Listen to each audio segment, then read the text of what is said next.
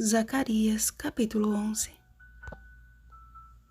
Apacentai, pois, as ovelhas destinadas para a matança, as pobres ovelhas do rebanho. Tomei para mim 2 varas, a uma chamei graça, e a outra união, e apacentei as ovelhas. Versículo 7. Considerada uma das ocupações mais antigas da humanidade, o pastoreio de animais requer certas características necessárias para a segurança e bem-estar do rebanho, principalmente quando se trata de um rebanho de ovelhas.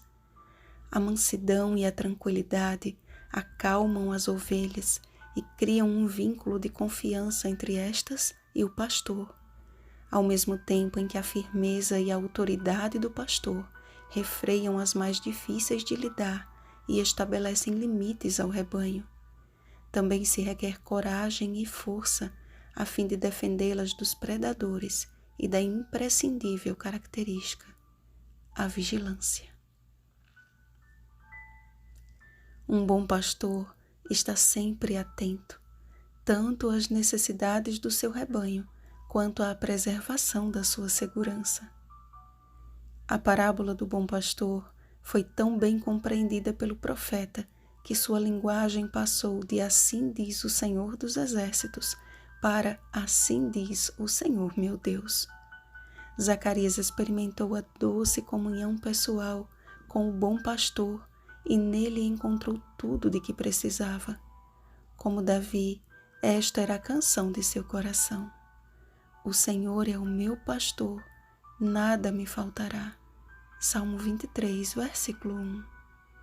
Em seu ministério profético, buscou cumprir sua missão por preceito e por exemplo, conduzindo o povo com as varas da graça e da união. A vara tinha o objetivo principal de disciplina. Foi com a experiência de sua primeira ocupação que Davi descreveu a finalidade desta disciplina. A tua vara e o teu cajado me consolam.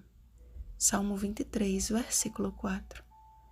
A correção, portanto, tem o viés não de punição, mas de trazer de volta para si, livrando as pobres ovelhas do rebanho dos perigos e da morte. Foi nesse contexto de ovelhas destinadas para a matança que Zacarias assumiu a função pastoral dada por Deus de conduzir o povo de volta para ele. Foi com uma vara de pastor na mão que Moisés liderou Israel do Egito para o deserto, quando recebeu das mãos do Senhor as tábuas da lei e desceu do monte com esse segundo instrumento de ordem. Vendo a impiedade do povo, quebrou as tábuas em sinal da quebra da aliança por parte de Israel. Êxodo capítulo 32, versículo 19. Ao rejeitarem a boa liderança de Zacarias, a fim de viverem como quisessem, Judá e Israel endureceram o coração sob a liderança insensata de homens alheios ao seu bem-estar e segurança, de forma que algo parecido à experiência do Sinai aconteceu. Tomei a vara chamada graça e a quebrei para anular a minha aliança. Então quebrei a segunda vara chamada união. Jesus veio primeira vez a fim de apacentar as ovelhas destinadas para a matança, as pobres ovelhas do rebanho.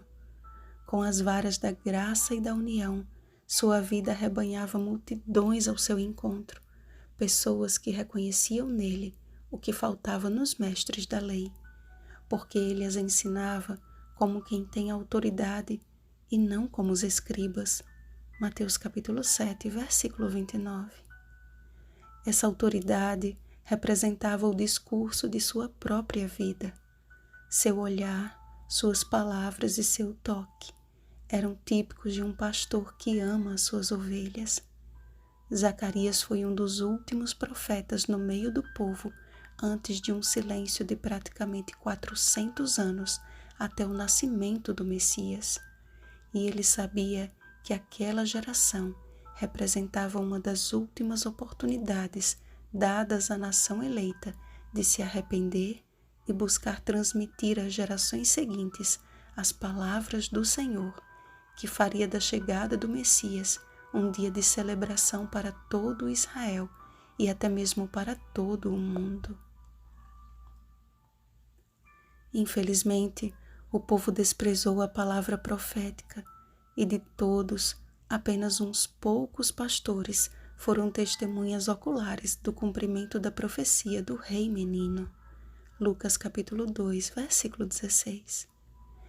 30 moedas de prata foi o valor dado pela vida daquele que veio para dar vida eterna aos que estavam destinados para a matança.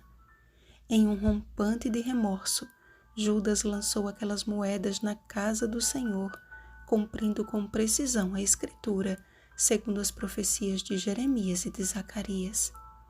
Então, Judas, atirando para o santuário as moedas de prata, retirou-se e foi enforcar-se, e as deram pelo campo do oleiro. Mateus capítulo 27, versículos 5 e 10. Com as varas da graça e da união, Jesus nos deixou registradas palavras que precisam nos guiar enquanto ainda estamos andando no vale da sombra da morte, que é este mundo tenebroso. Salmo 23, versículo 4. Leia João, capítulo 10, versículos 1 ao 18, e como Zacarias e Davi, perceba ali as palavras do Senhor, seu Deus, o seu bom pastor.